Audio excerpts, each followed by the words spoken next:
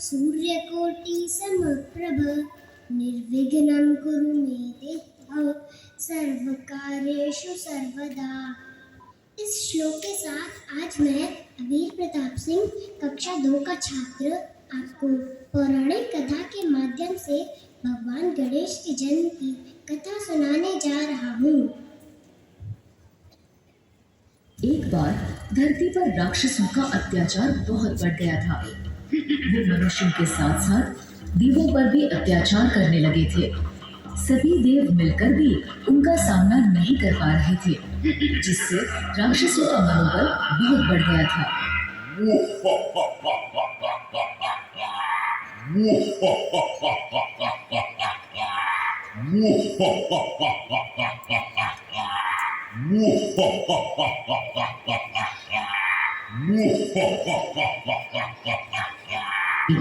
देवराज इंद्र सभी देवों के साथ कैलाश पर्वत गए और शिव जी से बोले, महादेव, राक्षसों ने धरती और स्वर्ग लोक दोनों में हाहाकार मचा दिया है।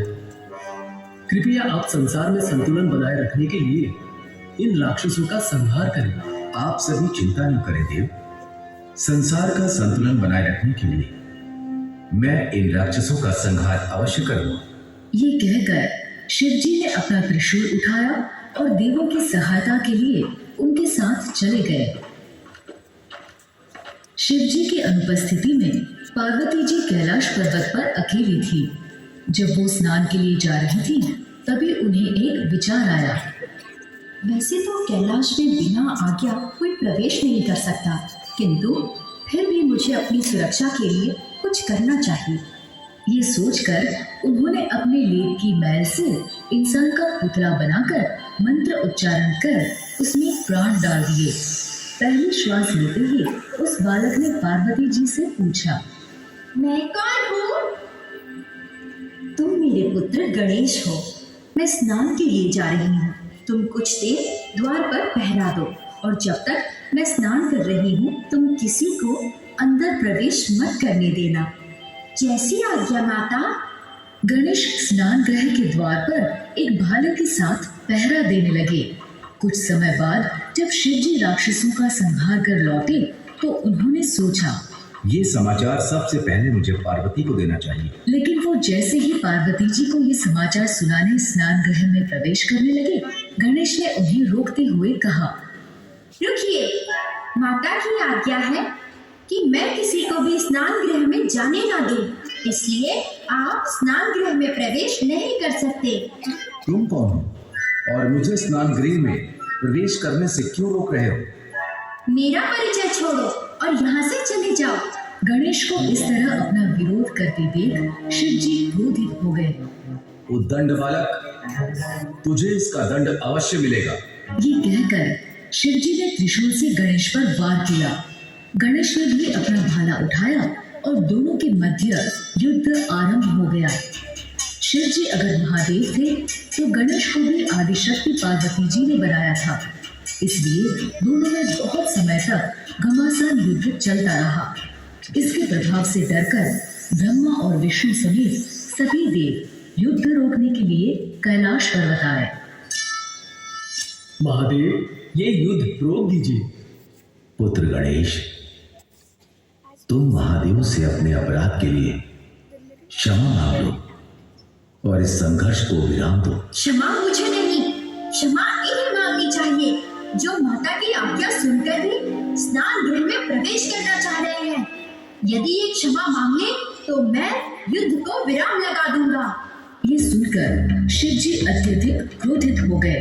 ब्रह्मा जी ने चिंतित स्वर में गणेश से कहा, अपनी गलती मान लो बालक, नहीं तो महादेव के क्रोध से तुम्हें कोई नहीं बचा सकेगा।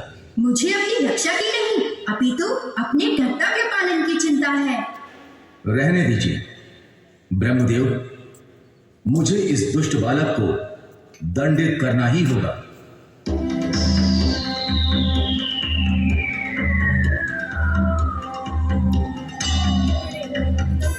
त्रिशूल के वार से गणेश का सिर धड़ से अलग हो गया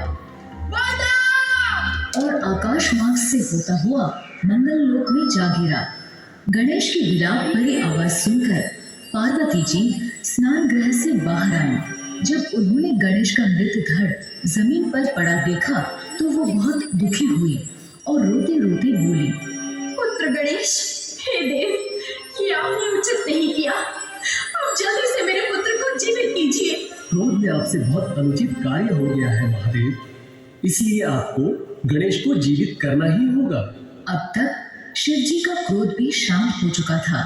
वो पार्वती जी से बोले, हे देवी, गणेश का सिर मेरे त्रिशूल के वार से मंगल लोक में जा गिरा है, और वैसे भी मेरे वार से कटा सिर वापस नहीं जोड़ा जा सकता, इसलिए क्षमा करना देवी, लेकिन गणेश को जीवित करना असंभव है। ये सुनते ही पार्वती जी क्रोधित हो गई। हे देव, यदि आपने मेरे पुत्र को जीवित नहीं किया तो मैं सारे संसार को अपनी क्रोध की अग्नि में भस्म कर दूंगी।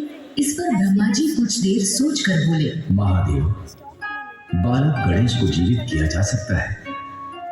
किसी ऐसे बालक का सिर जिसे आपके त्रिशूल से ना काटा गया हो, बालक गणेश के धड़ से जोड़ा जा सकता है।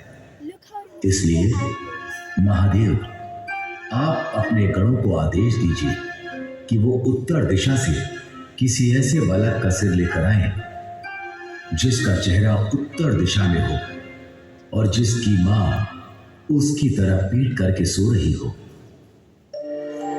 शिव जी समेत सभी देवों को ब्रह्मा जी की ये बात सही लगी। शिव जी ने अपने गणों को आदेश दिया। आदेश पाकर सभी गण उत्तर दिशा की ओर चल दिए। बहुत दूर जाने पर ब्रह्मा जी के कहे अनुसार उन्हें हाथी का बच्चा दिखाई दिया। गण उस हाथी के बच्चे का सिर लेकर कैलाश पर्वत लौट आए। शिव जी ने हाथी के बच्चे का सिर गणेश के धड़ से जोड़ दिया और गणेश पुनः जीवित हो गए। पार्वती जी गणेश को जीवित देखकर प्रसन्न थी, लेकिन अपने पुत्र के सिर पर हाथी का सिर देखकर थोड़ी निराश भी थी। आपने मेरे पुत्र को एक हाथी का मस्तक क्यों लगाया? अब सारा संसार मेरे पुत्र का उपहास करेगा।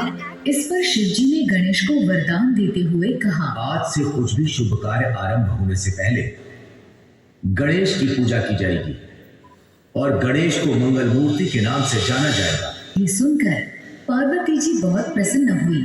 उन्होंने बालक गणेश को गले से लगा लिया। शिव जी ने भी गणेश को गले से लगा लिया। इस तरह गणेश का जन्म हुआ और उनका नाम मंगल मूर्ति पड़ गया।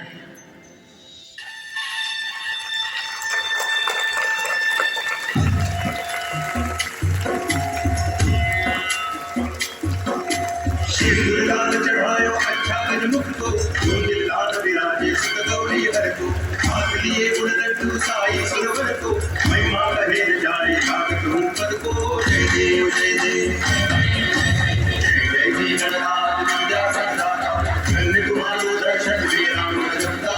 जय देव जय